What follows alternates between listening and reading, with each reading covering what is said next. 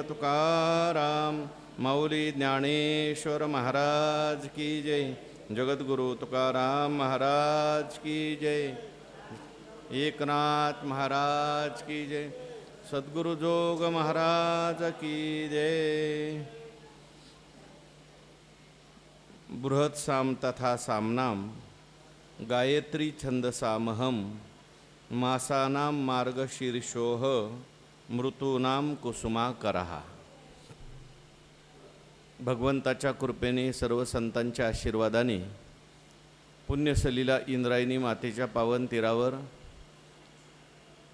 संजीवन समाधिस्थ ज्ञानोबारायांच्या या पवित्र अशा अलंकापूर नगरीमध्ये वारकरी शिक्षण संस्था आणि आळंदी देवस्थान यांच्या माध्यमातून सुरू असलेली आपली ही नित्याची प्रवचन सेवा सेवेकरता उपस्थित असणारे माऊली स्वरूप भाविक भक्त श्रोते सज्जन माता भगिनी सर्वांना वंदन करून आपण सर्वांनी मिळून ही चिंतन सेवा या ठिकाणी करायची आहे।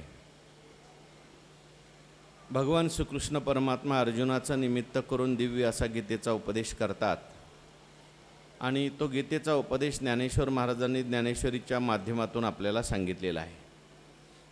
10व्या अध्यायाचा आपला विषय सुरू आहे आणि 10व्या अध्यायामध्ये भगवंतांनी आपल्या विभूती सांगितलेल्या आहेत। भगवान परमात्म्याचं विशेष शक्ती ज्या ठिकाणी प्रगट झालेली आहे, विशेष रूपाने आपल्याला भगवंताचं ध्यान कोणत्या कोणत्या वस्तूमध्ये व्यक्तीमध्ये पदार्थांच्यामध्ये करता येतं, त्याच्याकरता ह्या भगवान परमात्म्याने विभूती सांगितलेल्या आहेत। तात्विक दृष्टीने पाहिलं तर भगवंत सर्वच ठिकाणी आहेत, पण सर्व ठिकाणी भगवान परमात्मा जरी असले तरी सर्वत्र भगवान परमात्मा आहे अशी आपली लगेच बुद्धी होत नाही। त्याकरता काही विशेष दिसलं की माणूस तिकडे आकृष्ट होतो, काही विशेष दिसल्यानंतर मनुष्याचं लक्ष तिकडे जातं। आता आपण या ठिकाणी सगळे बसलेले आहोत, प्रत्येकाला 2 डोळे आहेत, पण एखादा 3 डोळ्याचा माणूस आला तर 3 डोळ्याच्या माणसाकडे सगळे लोक पाहायला लागतात, कारण त्याच्यामध्ये काहीतरी विशेष दिसतं ना। मग विशेष दिसल्यानंतर तिकडे काहीतरी देवाची लीला आहे हो, म्हणून लोक लगेच तिथे पाया पडायला लागतात, तिथे लगेच काहीतरी दर्शन करायला लागतात। गाईला 4 पाय असतात, परंतु एखादा 5वा पाय आलेला असतो काही काही गायांना, मग ते लोक त्याचं भांडवल करतात आणि त्याला दर्शन करत करत लोक काही पैसे मागत त्याच्यासाठी फिरतात। सांगायचं काय आहे, काहीतरी विशेष दिसलं की तिकडे माणसाचं मन लागतं, आकृष्ट होतं। मग भगवंताचं ध्यान करत असताना आपल्याला सर्वत्रच भगवान परमात्मा आहे अशी बुद्धी व्हावी याकरता म्हणून भगवंतांनी या सगळ्या विभूती सांगितलेल्या आहेत। सर्वांच्यामध्ये मी आहे असं भगवान परमात्मा त्या ठिकाणी सांगतात आणि सांगत सांगत मग भगवान परमात्म्याने सगळ्या प्रकारच्या विभूती सांगितल्या बरं का।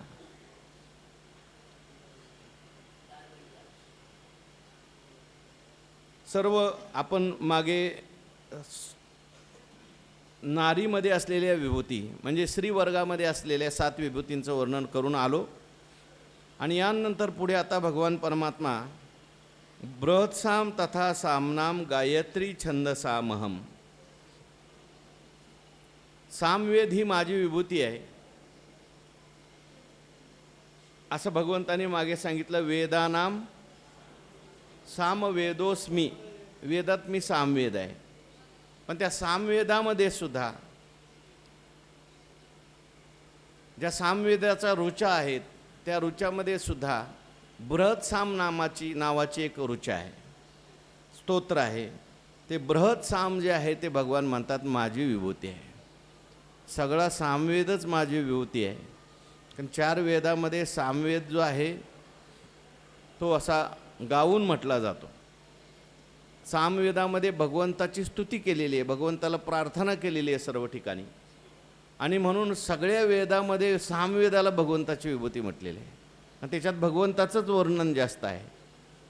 पण त्या भगवंताच्या वर्णनात सामवेदामध्ये सुद्धा एक बृहत्साम नावाची ऋचा जी आहे, एका ऋषींनी इंद्रदेवाचं स्तोत्र गायलेलं आहे, प्रार्थना केलेली आहे, पण त्या ठिकाणी इंद्र म्हणजे भगवान परमात्मा आहे। त्या भगवान परमात्म्याचं वर्णन करत असताना त्वाम विद्धी हवामहे अशा प्रकारचं त्या सामामध्ये वर्णन आलेलं आहे किंवा प्रार्थना केलेली आहे. तो बृहत साम जो आहे तो माझी विभूती आहे. आता का बृहत साम भगवंताची विभूती आहे, त्याच्यात विशेष प्रकारे भगवंताचं स्तवन केलेलं आहे, स्तुती केलेली आहे. ते स्तवन केल्यानंतर लवकर भगवान परमात्म्याची प्राप्ती होते. म्हणून बृहत साम तथा सामनाम गायत्री छंद सामहम. म्हणजे आता एखादे काही वेदाचं गायन करणारे आहेत, वेदाचं अध्ययन करणारे आहेत, मग त्यांनी भगवंताचं ध्यान कुठे करायचं? आपल्या प्रत्येकाचं आपलं जे कार्यक्षेत्र असेल त्याच्यात आपल्याला भगवंताचं ध्यान करता येतं. आपलं कार्यक्षेत्र सोडायचं आणि दुसरीकडे जाऊन भगवंताचं ध्यान करायचं सुरुवातीला लगेच हे शक्य होत नाही, नाही तर मग काहीच हाताला लागत नाही. म्हणून आपण ज्या क्षेत्रामध्ये आहोत त्या क्षेत्रामध्ये सुद्धा आपल्याला भगवंताचं ध्यान करता येतं. तुम्ही वेदाचं गायन करताना, तुम्ही सामवेदाचं गायन करताना, मग ते आम्ही सामवेद सोडून ध्यान करत बसावं का? नाही म्हटले, सामवेद सोडून तुम्हाला गायन करायची गरज नाही. तुमच्या सामवेदामध्येच बृहत साम नावाचा साम आहे, त्याला तुम्ही भगवंताची विभूती समजा आणि त्याचं ध्यान करा, त्याचं सतत चिंतन करा. तिथे भगवान परमात्म्याचं ध्यान तुम्ही करू शकता. मग हळूहळू तुम्हाला त्या ठिकाणी भगवान परमात्माच तिकडे घेऊन जाईल, मूळ स्वरूपाकडे घेऊन जाईल. म्हणून बृहत साम तथा सामनाम गायत्री छंद सामहम.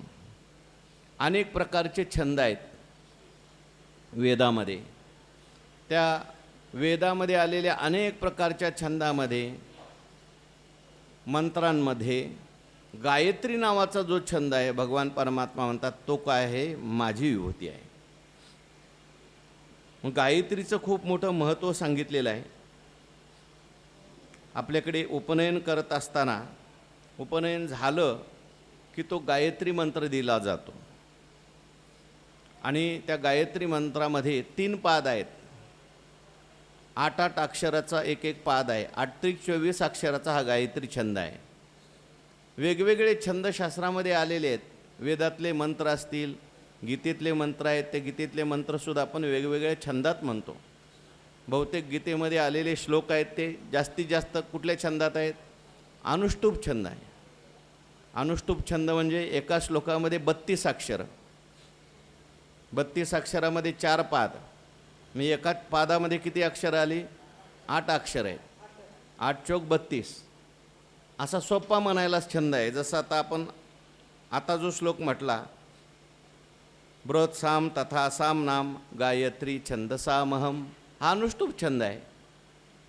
तसं त्या ठिकाणी आणखीन काही छंद आलेले आहेत. आत्यष्टी नावाचा छंद आहे, त्रिष्टुप छंद आहे.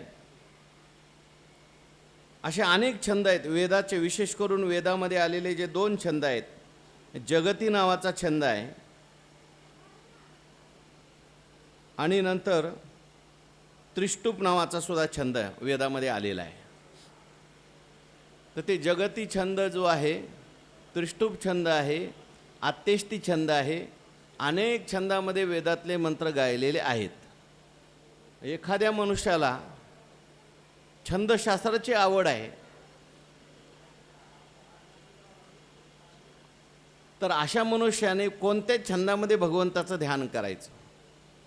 त्या छंदशास्त्रामध्ये सुद्धा तुम्हाला भगवंताचं ध्यान करता येतं. किंवा या छंदामध्ये सुद्धा, मंत्रामध्ये सुद्धा जे विशेष करून कोणत्या मंत्रामध्ये आपण भगवंताचं ध्यान करायचं, तर तो मंत्र जर कोणता असेल तर तो आहे गायत्री मंत्र. या गायत्री मंत्राने मनुष्याला द्विजत्व प्राप्त होतं. असं म्हटलेलं आहे, जन्मना जायते शूद्रः संस्कारात द्विज उच्यते. जन्मला आल्यापासून मनुष्य क्षुद्रच आहे, पण संस्कार केले की त्याचा नवीन जन्म होतो. जसं आपल्याकडे माळ घालतो आपण किंवा गुरुपासून दीक्षा घेतो. गुरुपासूनही दीक्षा ग्रहण तो शिष्याशी नवा जन्म जाणं असं म्हटलं आहे. तर गायत्री जी आहे ती नवीन जन्म देणारी आहे. दुसरी महत्त्वाची गोष्ट म्हणजे हा जो गायत्री छंद आहे, हा संपूर्ण वेदाचं सार हे गायत्री छंदामध्ये आलेलं आहे, गायत्री मंत्रामध्ये आलेलं आहे. गायत्रीचं श्रेष्ठत्व, सगळ्या वेदाची जननी म्हणून गायत्रीला श्रेष्ठ म्हटलेलं आहे. बाकीचे छंद त्या यज्ञामध्ये साम प्राशन करण्याकरता गेले किंवा साम गायन करण्याकरता गेले, पण त्यांची एक एक काही अक्षरं तिथे लुप्त झाली. आणि गायत्री छंद म्हटल्यानंतर सगळी अक्षरं पुन्हा त्या ठिकाणी प्राप्त झाली, अशा काही कथा सांगितली जाते. आणि म्हणून गायत्री छंद जो आहे ती माझी विभूती आहे. गायत्री ही सगळी वेदाची जननी आहे, माझी विभूती आहे. म्हणून गायत्रीची उपासना ही माझीच उपासना आहे. सर्व छंदामध्ये मला माझं ध्यान करायचं असेल तर गायत्रीमध्ये तुम्ही ध्यान करू शकता. अशा प्रकारे भगवान परमात्मा त्या ठिकाणी बोलले. मास आणि पुढे महिन्यामध्ये सुद्धा भगवंताचं आपल्याला ध्यान करता येतं. अनेक प्रकारचे आपल्याकडे महिने आहेत. वर्षामध्ये किती महिने आहेत आपल्याकडे? 12 महिने आहेत. हां, त्या 12 महिन्यामध्ये तसा सगळा काळ, सगळा देश भगवंताचं स्वरूप आहे तुम्हाला. पण विशेष जर कोणता महिना पाहिजे असेल, माझी विभूती म्हणून भगवंताने ज्या महिन्याचं वर्णन केलेलं आहे, भगवान म्हणतात मासानाम मार्गशीर्षोहम अहम मासानाम मार्गशीर्षः. मार्गशीर्ष महिना ही काय आहे? महिन्यामध्ये माझी विभूती आहे. या मार्गशीर्ष महिन्याचं सुद्धा खूप मोठं महत्त्व सांगितलं आहे. काय असतं मार्गशीर्ष महिना? देवाची विभूती काय? काहीतरी विशेष असलं पाहिजे ना मार्गशीर्ष महिन्यात इतर महिन्यापेक्षा. काय मार्गशीर्ष महिन्यात काय विशेष आहे? काहीच नाही. हां, काय करता तुम्ही मार्गशीर्ष महिन्यात? हां, भजे खाता. मार्गशीर्ष महिन्यामध्ये शेतकरी जो आहे सगळं धन धान्य जे आहे ते मार्गशीर्ष महिन्यामध्ये पेरतात, नाही उगवतं म्हणतात. मार्गशीर्ष महिन्यामध्ये सगळं प्राप्त होतं, धन धान्य वगैरे. म्हणून त्या मार्गशीर्ष महिन्याचं वर्णन केलेलं आहे. महाभारत काळात महिन्याची गणना मार्गशीर्ष महिन्यापासून होत असे. म्हणजे पहिला महिना हा मार्गशीर्ष आहे. हा महिना नवधान्य, फळं, भाज्या उत्पन्न करणार आहे का? बरोबर. त्या महिन्यात काय येतं का धान्य वगैरे काय? हां, शेतकरी कोण नाही का इथं बसलेलं मार्गशीर्ष महिन्यात? हां, शेती करणारे मार्गशीर्ष महिन्यात येत नाही. नाही, पण पहिलं कोणत्या महिन्यात पेरत होते आणि कोणत्या महिन्यात उगवत होतं फळं वगैरे, पाले भाज्या वगैरे? मार्गशीर्ष महिन्यात. हां हां, बरोबर आहे ना. म्हणून मार्गशीर्ष महिना जो आहे आणि समशीतोष्ण आहे. काही महिने उन्हाळा, काही अति थंडी आहे. पण मार्गशीर्ष महिन्यामध्ये सम आहे. जास्त उन्हाळाही नाही, जास्त थंडीही नाही. आणि म्हणून हा मार्गशीर्ष महिना आहे जी माझी विभूती आहे, भगवान परमात्मा म्हणतात. आपल्याकडे जे महिने आहेत त्या महिन्यांची नावं जी आहेत ती ज्योतिषशास्त्रानुसार आलेली आहे. उगाच कोणतंही नाव कशाला दिलेलं नाही बरं का. परदेशामध्ये प्राण्यांच्यावरून महिन्यांची नावं आहेत. काही काही ठिकाणी महिन्यांच्या नावाला काही अर्थ नाही आहे. पण आपल्याकडे 22 नक्षत्र आहेत. त्या महिन्याच्या पौर्णिमेला ज्या नक्षत्रामध्ये चंद्र आहे, हां, त्या नक्षत्राचं त्या महिन्याला नाव आहे. म्हणून अशा प्रकारे मार्गशीर्ष मृगशिरा नावाचं नक्षत्र आहे. आणि ते मृगशिरा नक्षत्र जे आहे त्या नक्षत्रामध्ये चंद्र पौर्णिमेला त्या असतो, त्या महिन्याच्या पौर्णिमेला. म्हणून त्याचं नाव काय दिले? मार्गशीर्ष आहे. तर अशा प्रकारे हा जो मार्गशीर्ष महिना, मासाना मार्गशीर्षोहम ऋतूनाम कुसुमाकराः. महिने किती आहेत? 12. कोणते कोणते? चैत्र, वैशाख, चित्रा नक्षत्र असतं त्यावेळेस चैत्र, विशाखा असतं त्यावेळेस वैशाख, ज्येष्ठ असतं त्यावेळेस ज्येष्ठ. आषाढ, आषाढा नक्षत्र आहे. श्रावण, श्रावणी नक्षत्र आहे. भाद्रपद, भद्रा नक्षत्र. पुढं आश्विन, आश्विन नक्षत्रच आहे. कार्तिक, त्याच्यानंतर मार्गशीर्ष, पौष, माघ, फाल्गुन, असे 12 महिने. त्यातला मार्गशीर्ष मी भगवान परमात्म्याने सांगितलं. आणि या 12 महिन्यात किती ऋतू आहेत? 4 ऋतू. 6, बरोबर. 12 महिन्यात 6 ऋतू, म्हणजे 2-2 महिन्यात एक ऋतू आहे. मग या सगळ्या ऋतूमध्ये भगवान म्हणतात माझी विभूती कधी आहे.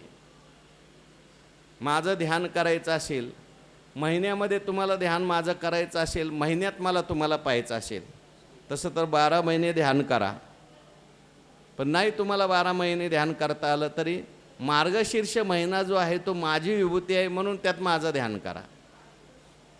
आपण जसं श्रावणात जास्त करतो देवदेव, तसा मार्गशीर्षसुद्धा चांगल्या गोष्टी करण्याकरता पवित्र सांगितलेला आहे. भागवताचं अनुष्ठान वगैरे करण्यासाठी मार्गशीर्ष महिना सांगितला आहे. सत्कार्य करण्यासाठी सुद्धा मार्गशीर्ष महिना सांगितला आहे, कारण ती भगवंताची काय आहे? विभूती आहे. आणि ऋतूमध्ये अनेक ऋतू जरी असले, मुख्य 3 ऋतू बरं का. ग्रीष्म ऋतू आहे, पावसाळा हा एक ऋतू आहे, असे अनेक ऋतू आहेत. आता मला सगळे ऋतू सांगता येणार नाही, कोणाला सांगता येत असले तर सांगा. तर ऋतूमध्ये सगळ्या ऋतूत कोणता ऋतू मी आहे? वसंत नावाचा ऋतू. कुसुमाकर त्याला म्हटलेलं आहे.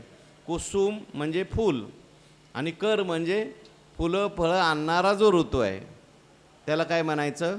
वसंत ऋतू आहे. हा कोणत्या महिन्यात येतो? चैत्र आणि वैशाख महिन्यामध्ये.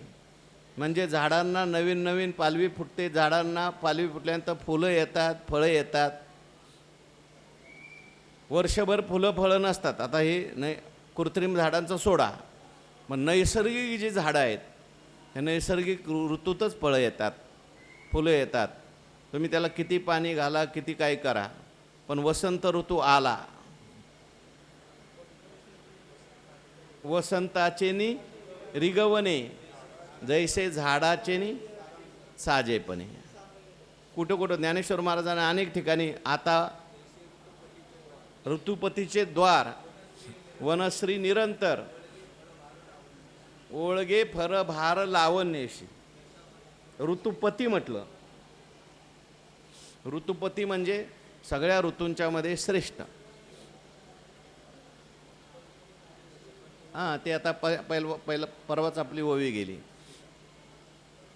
फळेशी तेच भेटी जे वसंत पावे. हां, ती पण होय आपण म्हटलंय. तर वसंत ऋतू ही भगवंताची काय आहे? विभूती आहे. म्हणून बऱ्याचशा चांगल्या गोष्टी त्या वसंत ऋतूमध्ये करायच्या. भगवान प्रभू रामचंद्रांचा जन्मसुद्धा कोणत्या ऋतूमध्ये झालेला आहे? उत्तम हा चैत्र मास आणि ऋतू वसंताचा दिवस असं म्हटलेलं आहे. म्हणून ऋतूनाम कुसुमाकरा हा. अशा प्रकारे हे भगवंताच्या सगळ्या विभूती सांगितल्या.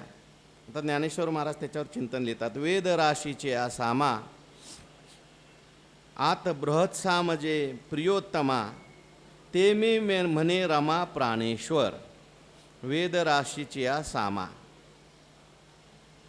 वेद भगवान परमात्मा, वेदामध्ये भगवंताचं वर्णन आलेलं आहे. आणि वेद म्हणजे काय सामान्य? वेद राशी आहेत, अनेक वेद आहेत. अनंतावय वेदा असं म्हटलेलं आहे. इतके वेदातले मंत्र आहेत, खूप मंत्र आहेत. काही आता आपल्याला माहितीसुद्धा नाहीत, लुप्त झाले. 4 वेद आपल्याला माहिती आहेत, परंतु तसं वेद खूप सांगितलेले आहेत. आणि त्याच्यामध्ये सामवेद जो आहे त्या सामवेदाच्या अनेक मंत्र आहेत, अनेक ऋचा आहेत. त्या वेद राशीची आसामा आत बृहत साम प्रियोत्तमा ते मी म्हणे रमा प्राणेश्वर. हो.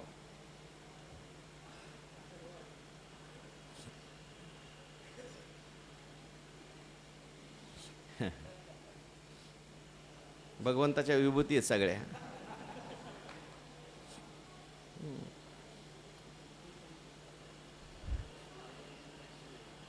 वेदराशीचे सामा आत बृहत साम. बृहत साम म्हणजे सामवेदामध्ये बृहत नावाचा जो साम आहे, बृहत नावाची जी रोचा आहे ती जी आहे, जे प्रियोत्तमा, भगवान परमात्मा म्हणतात तू माझा प्रियोत्तम आहेस.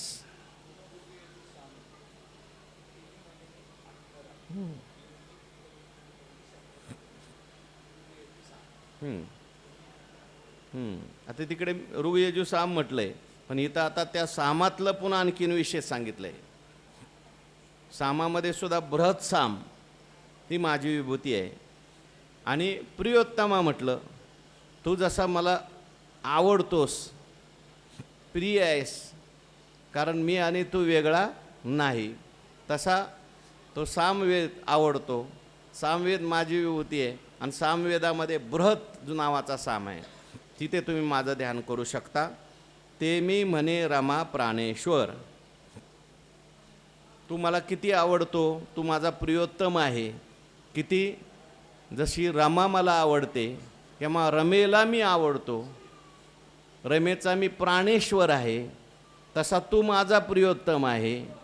आणि त्याचप्रमाणे सामामध्ये मी बृहत साम आहे, तिथे माझं ध्यान. कारण हे सगळे एकरूप आहेत.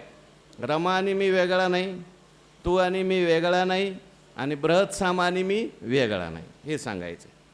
गायत्री छंद जे म्हणजे ते सकळ छंदा माझी माझे, स्वरूप हे जाणिजे निभ्रांत तुवा. छंद अनेक आहेत, पण या सगळ्या छंदामध्ये गायत्री जो छंद आहे, गायत्रीचं वर्णन आलंय का ज्ञानेश्वरीत आणखीन कुठे? नाही आलं? हां, आलं असलं तर कोणी सांगावं एखादी. मग गायत्री छंद जो आहे, भगवान परमात्मा म्हणतात तो माझी विभूती आहे.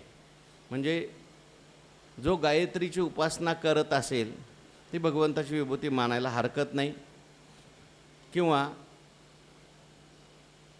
गायत्री छंद जो आहे, छंद जे म्हणणारे, मंत्र म्हणणारे आहेत, त्यांनी त्या गायत्रीची उपासना भगवंताची उपासना म्हणून करायला हरकत नाही. म्हणून कारण माझं गायत्री छंद जे म्हणजे ते सकळ छंदा माझी माझे, स्वरूप हे जाणेजे निभ्रांत तुवा. ते निभ्रांत म्हणजे कुठली त्याच्यामध्ये भ्रांती ठेवू नको. गायत्री उपासनेच्या द्वारे सुद्धा अनेक गोष्टी साध्य करून घेता येतात. भगवंताची प्राप्तीसुद्धा गायत्रीच्या उपासनेने होते.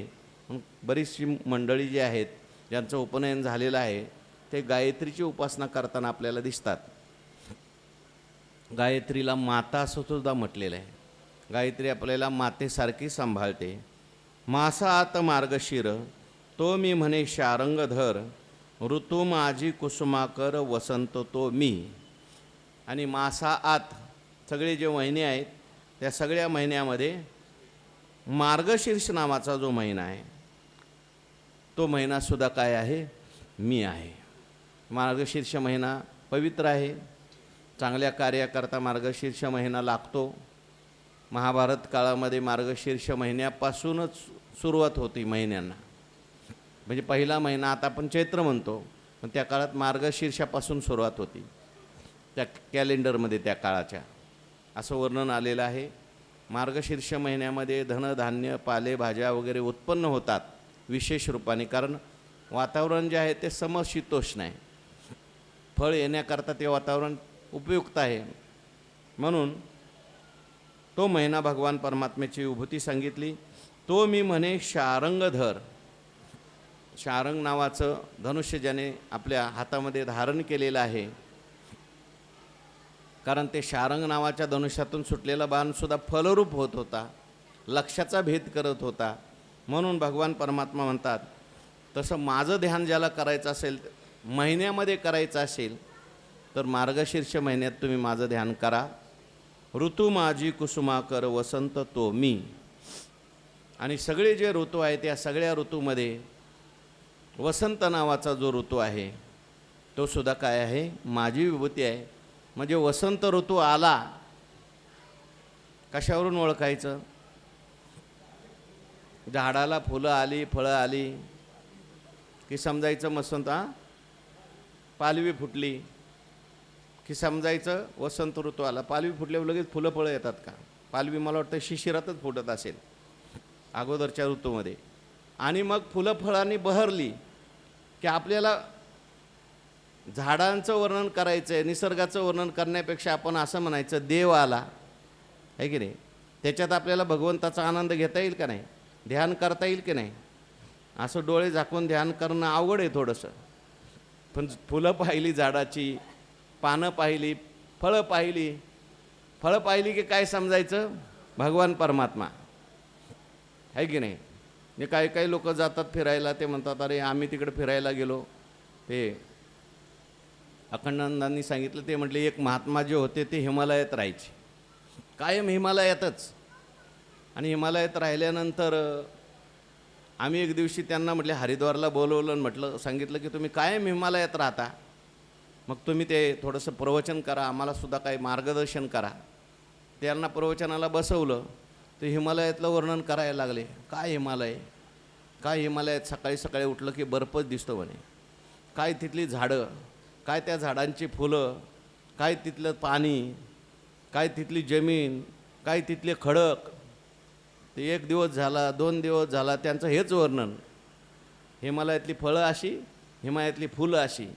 हे सगळे साधू संन्यासी म्हणायला लागले, अहो आम्ही तुम्हाला इथं प्रवचनाला जे आणलं आहे, देवाचं वर्णन करायला आणलं आहे का झाडाचं वर्णन करायला आणलं. झाडात सुद्धा देवच आहे असं म्हणून झाडाकडे पाहिलं पाहिजे, फुलात सुद्धा देव आहे असं म्हणून फुलाकडे पाहिलं पाहिजे. जड म्हणून नाही तर मग ते जडाचं वर्णन होईल, दगडाचं वर्णन होईल. म्हणून फुलं फळं आली, निसर्ग आपल्याला चांगला दिसला, तरीसुद्धा आपल्याला देवाचं स्मरण करता यावं, त्यातही देवाचं ध्यान करता यावं, म्हणून ऋतूनाम कुसुमाकरः असं म्हटलेलं आहे. आता यापुढे भगवंतानी वेगळ्या विभूती सांगितल्या, आपण चिंतन करून आलो. काही उत्कृष्ट विभूती आहेत, उत्कृष्टातल्या उत्कृष्ट. आणि काही विभूती अशा सांगितलेल्या आहेत की त्याच्यामध्ये थोडंसं निकृष्टपणासुद्धा आहे. निकृष्टातल्या निकृष्टसुद्धा भगवंतानी विभूती म्हणून सांगितल्या. पुढचा श्लोक बघा, 36वा. द्यूतं छलयतामस्मि तेजस्विनामहं जयोस्मि व्यवसायोस्मि सत्वं सत्ववतामहं. भगवान म्हणतात छलयताम अहम द्यूतम अस्मि. छल करणारे ज्या काही गोष्टी आहेत, अनेक आहेत, ज्याच्यामध्ये छल चालतं, कपट चालतं, फसवेगिरी चालते. अशा अनेक गोष्टी ज्या असतील, या फसवेगिरी करणाऱ्या गोष्टीमध्ये द्यूतम अहम अस्मि, मी काय आहे, द्यूत आहे. तेजस्विनाम अहम तेजः अस्मि. जेवढे ठिकाणी तुम्हाला काही तेज दिसेल, त्या सगळ्या तेजामध्ये त्या तेजस्वीमधलं, त्या तेजस्वी दिसतात पदार्थ, व्यक्ती, वस्तू, त्यातलं तेज मी आहे. जयोस्मी, मी जय आहे. त्याच्यानंतर व्यवसायो अहम अस्मी, व्यवसायोस्मी, व्यवसाय मी आहे. तर व्यवसाय शब्दाचे 2 अर्थ आहेत. एक मूळ अर्थ आपण जो वाच्यार्थ घेतला तर व्यवसाय म्हणजे उद्योगसुद्धा काय आहे, मी आहे. किंवा व्यवसाय शब्दाचा अर्थ निश्चय असा सुद्धा आहे संस्कृतमध्ये, व्यवसायात्मिका बुद्धी. तर निश्चयसुद्धा माझी विभूती आहे. आणि सत्वम अहम, जे काही सत्वगुणी पदार्थ असतील त्या सगळ्यामध्ये असलेला जो सत्वगुण आहे तो कोण आहे, भगवान म्हणतात मी आहे. तर आता इथं पहिली जी विभूती सांगितली तिच्याविषयी थोडीशी शंका येण्याची शक्यता आहे. पहिली विभूती कोणती सांगितली, द्यूतम. भगवान म्हणतात काय आहे, कपट करणाऱ्या, फसवेगिरी करणाऱ्या गोष्टीमध्ये द्यूत मी आहे. एखाद्या माणसाला वाटेल, काही लोक म्हणतात देवानीच विभूती सांगितली, मग आम्हाला खेळायला काय हरकत आहे, द्यूत खेळायला काय हरकत आहे हो, भगवंताचीच विभूती आहे आणि रोज आम्ही द्यूतच खेळतो. द्यूत विभूती भगवंतानी का सांगितली, कशाकरता सांगितली असावी.